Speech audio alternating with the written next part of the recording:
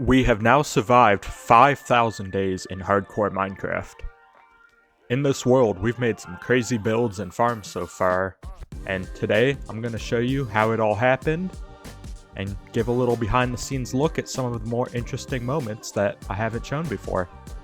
So it should be a pretty relaxing video, so just sit back and watch what I've spent the last 8 or so months of my life on.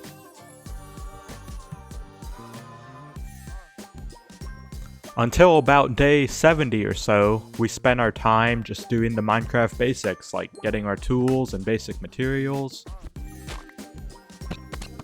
finding a good starter base location, making a nice little mine, and then we made a little starter base and just got some basic starter farms.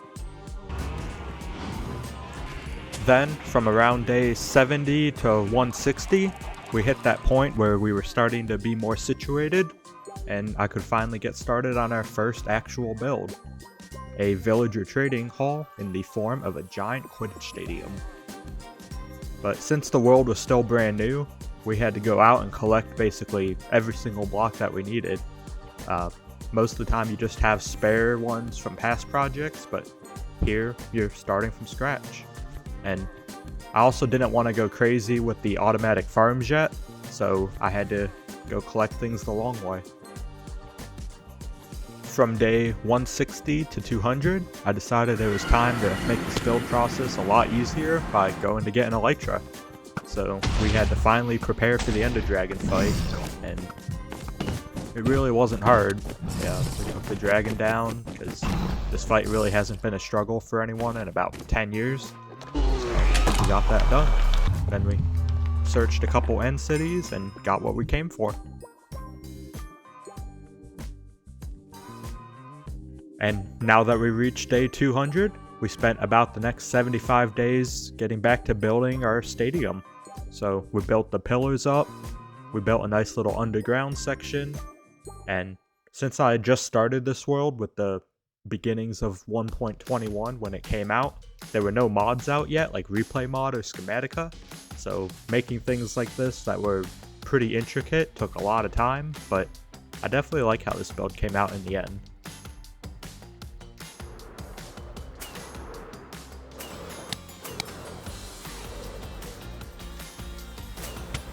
Then, from days 276 to 400, we spent all of our time breeding and shearing sheep so that we could completely cover the stadium's pillars and banners. That way we could make them a bit more movie accurate to the fabric designs that were seen in the movies. This was definitely the biggest grind of this whole project, but it was also the piece of it that I think made it more unique than just throwing some concrete pillars up. Then, from days 276 to 400, we spent all of our time breeding and shearing sheep so that we could completely cover the stadium's pillars and banners. That way we could make them a bit more movie accurate to the fabric designs that were seen in the movies. This was definitely the biggest grind of this whole project, but it was also the piece of it that I think made it more unique than just throwing some concrete pillars up.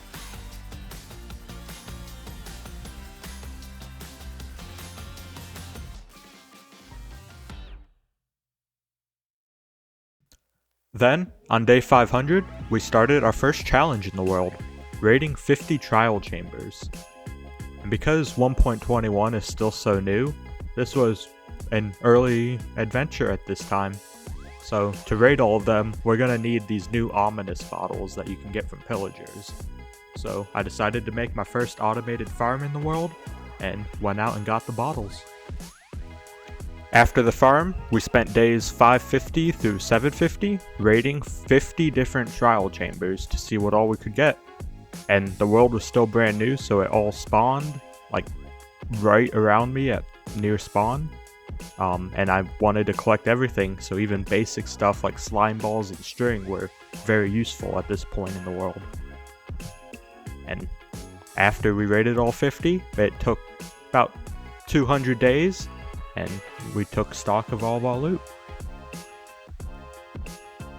Then, it was time to start our first major project that would take from around day 750 to 2300.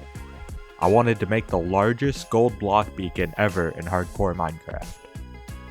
So the first big stage here was going to be making the gold farm.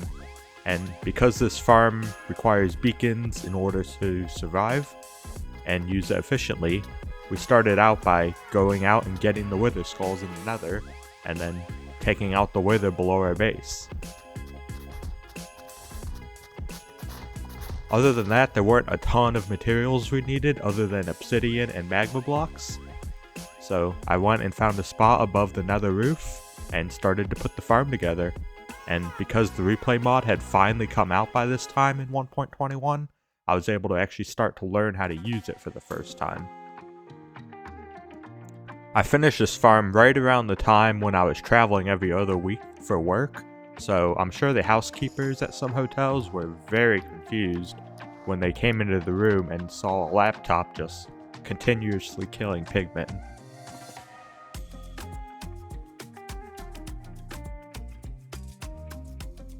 And the last step once this gold farm was created was to make an auto bartering farm, that way I could get all the goodies from the piglins.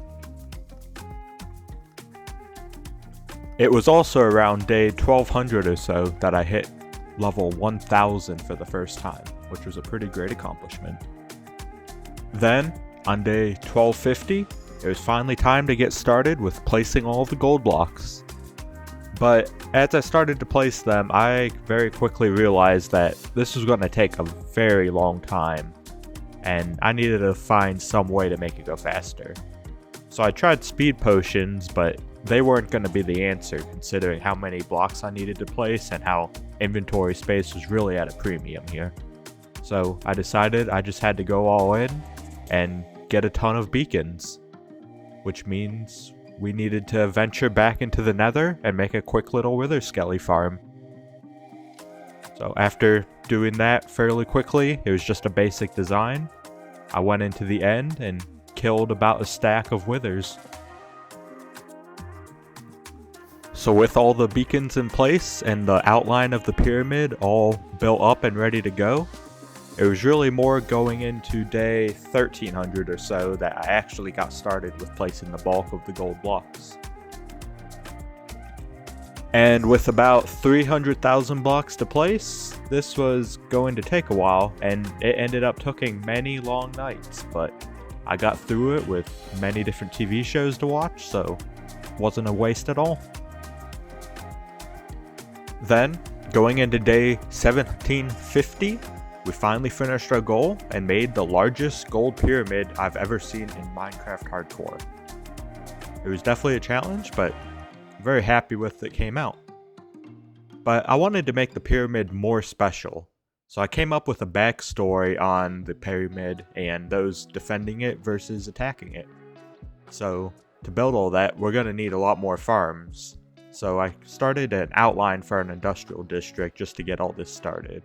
And the first farm I ended up making is a mangrove tree farm, which was way more complicated than I probably should have done for the very first wood farm I've ever made. But it came out working, which is really all that matters. And then second farm we made was a bone meal farm to power up the tree farm. And then we rounded it out with just a general tree farm. Very simple design, but now we can get all types of wood. Then, from days 2000 to about day 2300, we finished collecting the remaining materials and blocks we needed, and got started with decorating the beacon.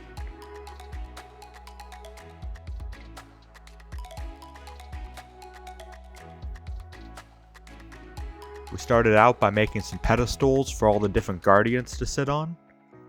Wanted to do some fairly nice builds, but also simple enough that it wouldn't hurt too much to build them all 4 times.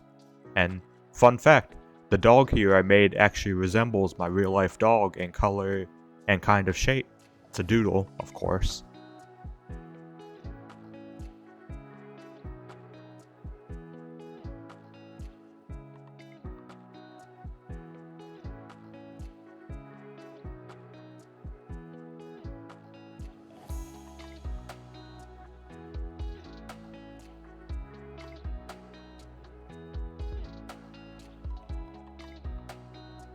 So after the Guardians, we built a giant angel who kind of acts as the beacon's last line of defense.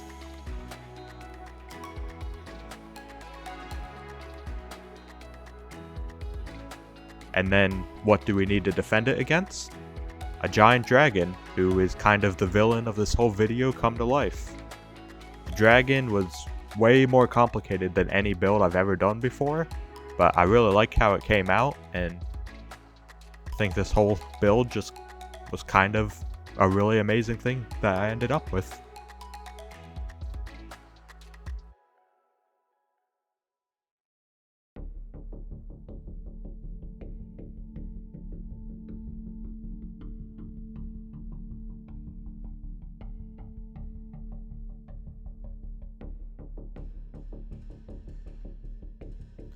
After that giant project, I wanted something more simple, so I decided I'm gonna build a museum and place every block in the game.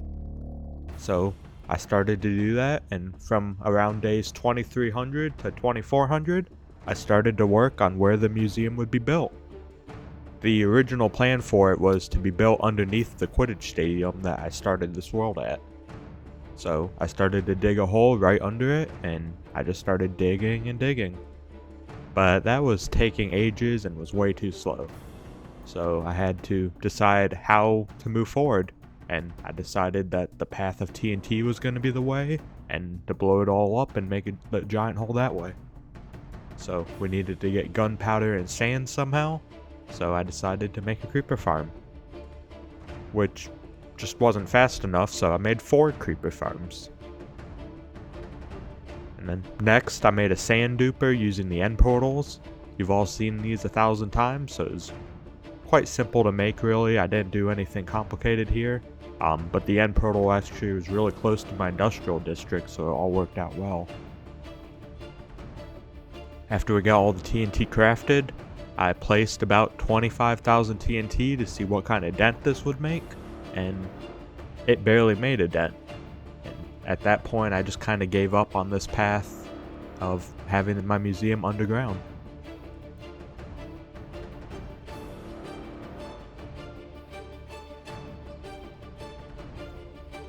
Then, from days 2400 to about day 3000, we switched our focus to material gathering for this build. First up, we're going to need a magma farm so that we can get all the frog lights we need, and after the farm, that also means we need to go out and get all of the different colored frogs from the 3 different biomes.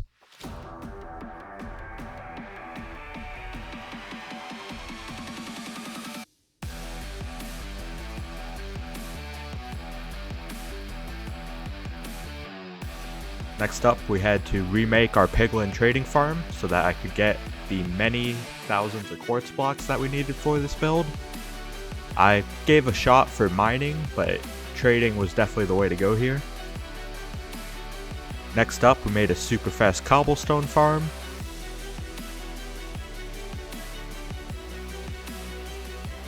And then a raid farm that still kinda works in 1.21 even with all the new mechanics.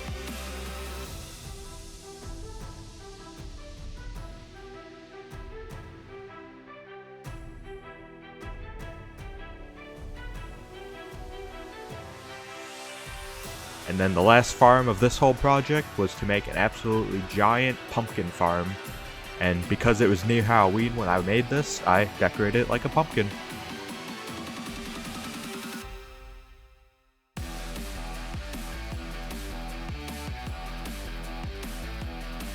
With our materials in hand, from days 3000 to 3060, we got down to business and made our museum.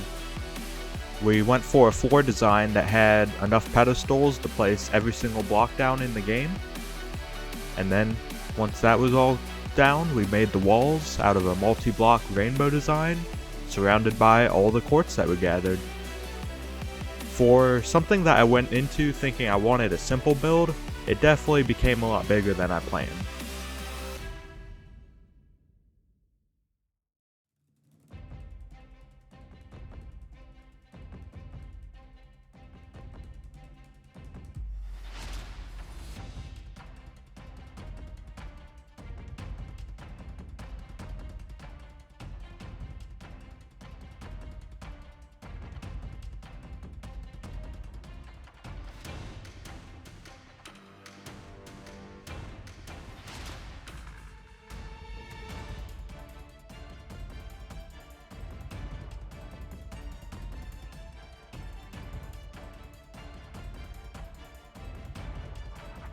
And then from days 3060 to 3100, we got to the actual point of this whole project and gathered every block in the game.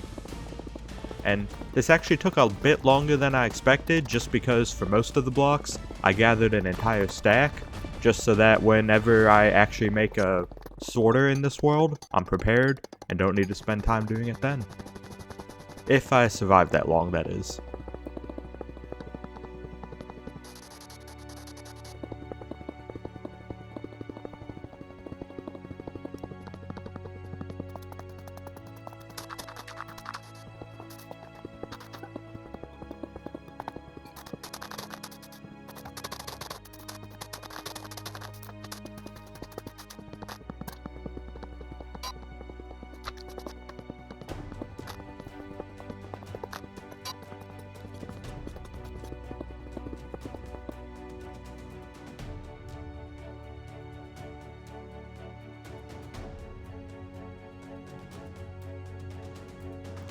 After that, it was time to start our next giant project. I wanted to make a winter wonderland in anticipation for Christmas, and the video I made off this project was done in kind of a storybook fashion and had lots of really bad rhyming, but was also one of the most unique Minecraft videos I've ever seen, so I'm really happy with how it turned out. So to get started with that project, from days about 3100 to 3200, I found a giant mushroom island that just happened to be surrounded by ice pillars, so it was perfect for what we wanted here. So I got started by cutting down all the giant mushrooms from the island. Then, from days 3200 to 3300, I made an automated snowman farm and utilized the new crafting blocks that came out in 1.21, which definitely was a game changer here. And then, with all that snow, I converted the mushroom island into a snow-covered island.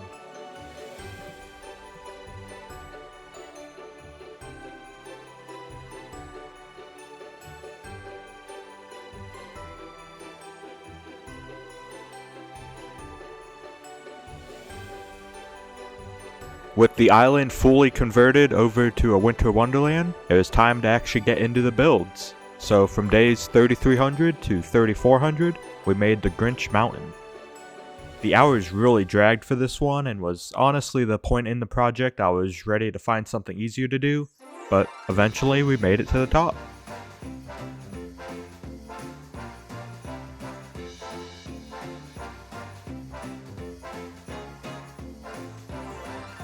We had a lot of material gathering to do to prepare for the rest of this winter wonderland.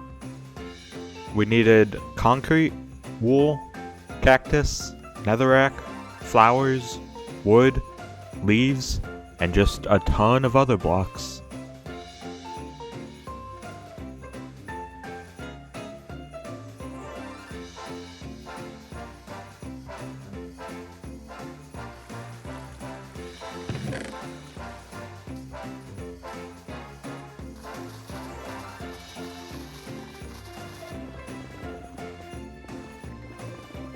Then, we spent from around days 3600 to 4200 just going from giant build to giant build.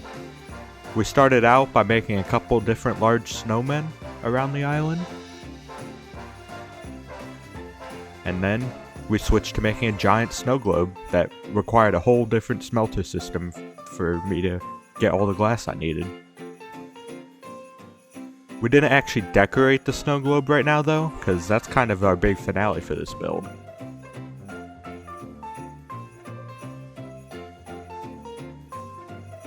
Then, I made my attempt at making a giant tree for our Christmas tree, and this was the first giant tree I've ever made, so it was a bit of a challenge, but it came out pretty well, especially once we got it decorated.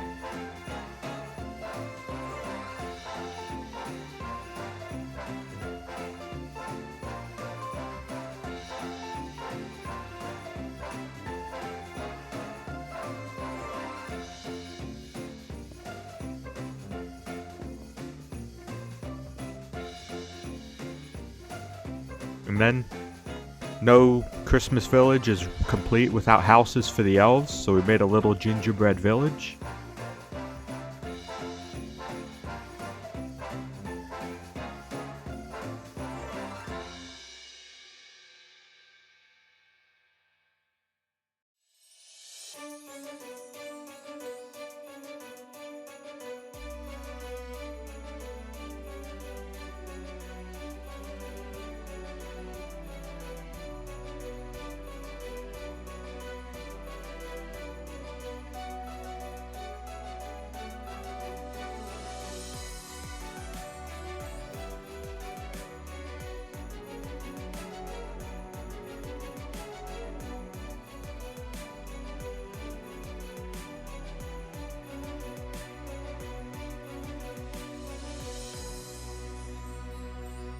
And then we rounded that out by making an ice rink just free-handed that really kept the Christmas spirit and kind of looked like a snowflake.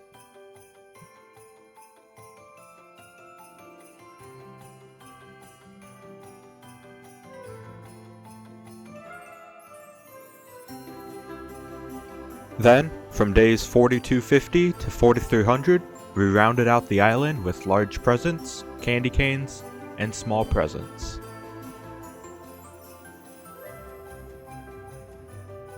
From days 4300 to 4400, we collected a lot more colored glass so that we could build the northern lights spanning across the whole entire island sky.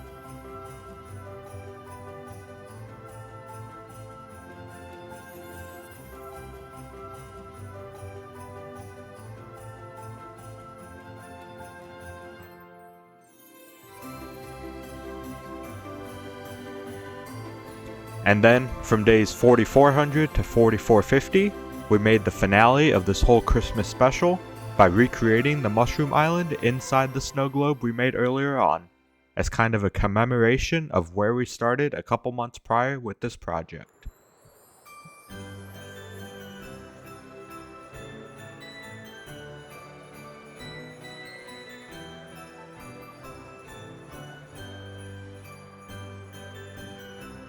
After this point, I actually took a couple weeks break from the game to go on vacation down to the Dominican. But when I got back, I was ready to go and get back to building. This was around the time Squid Game Season 2 was popular and just came out, so I decided to make the game inside of Minecraft. I was getting pretty good at giant builds at this point, and the only material I had to spend a lot of time gathering for this was concrete. So I actually buckled down and made a quick concrete converter farm this time before I was all ready to start building. Around day 4500, we started this project out like all the others and completely covered the whole surrounding area in just a lot of beacons so that I can move fast during this whole project.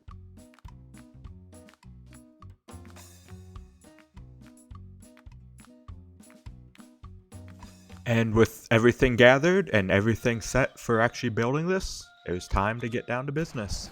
So for the next about 150 days, I did nothing except just build the structures and buildings that made this show so iconic. We had the bunk bed room, the red light green light room, the Dalgana room, the tug of war room, the marble room, and the glass shattering mirror room. Overall, this build was one of the fastest I've done in this world, but the scale is still huge, so either I just went way easier than I normally do, or I'm getting better at it, and hopefully it's the last one, but it's probably the prior.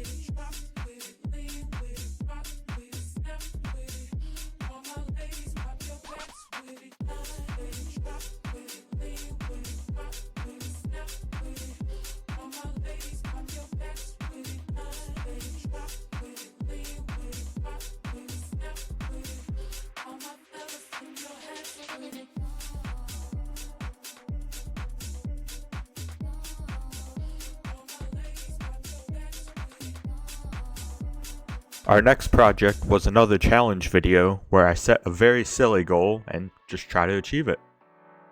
And it's actually still in progress, so here you're getting a sneak peek of how it went because it's going to take way past the 5,000 day mark. So what's the challenge? I wanted to try and see what it would take to breed an absurd amount of mobs. 1 million in fact. So to get this challenge started, I needed a place to work. And what better place for a breeding challenge than a giant bed? So the next few hundred days, I started to get all the materials I would need for this, which luckily was just wood and concrete, and we have the easy means to obtain that already. So one of the hardest parts of this challenge is going to be getting enough wheat to actually breed the animals while trying to get such a large number of it. So there's going to be a redstone element to this challenge so that I can get all the wheat collected and then brought straight to me without needing to move. And then I also need the sheep to be going in front of me so that I can continuously breed without needing to move for that as well. So I don't really have much redstone blocks right now, and we're going to need a few thousand, so we're going to need a witch farm. And I haven't made one of these in about 10 years, and they've changed a bit, but once we got going, I think we got it down pretty well. And if everything we need on hand, we can now get down to block placing. And for the design, I mostly just copied the Minecraft bed design, but very large.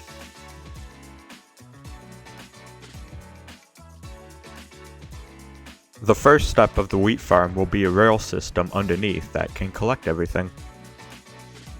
Then we'll get the dirt placed down.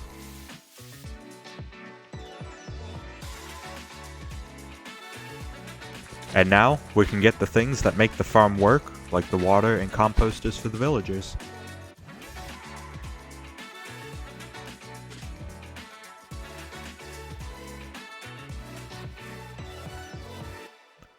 We're going to need about 220 villagers for this farm, so we're going to need quite the breeding setup for that. Luckily, I looked up an article on it, so I should be able to figure something out. And then while we wait for the villagers to do their thing, we can get all of the dirt tilled up in the farm.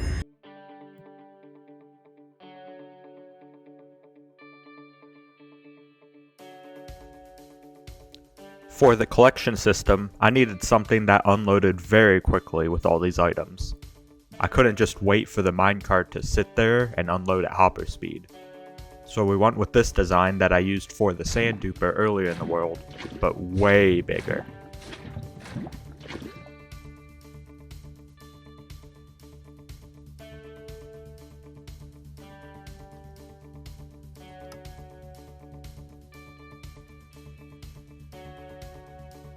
Then, we got the seeds all planted in the farm while we continued to wait for the villagers to breed up to the numbers we need. And as for how we will handle the sheep part of this, well, you're just going to have to tune in to our next episode of Hardcore Minecraft to find that out, because we just hit day 5,000. If you made it this far, thank you so much for watching. Please leave a like and subscribe, and then leave a comment letting me know what your favorite build was that we've done so far, and what you'd like to see in the future. Thanks, and bye.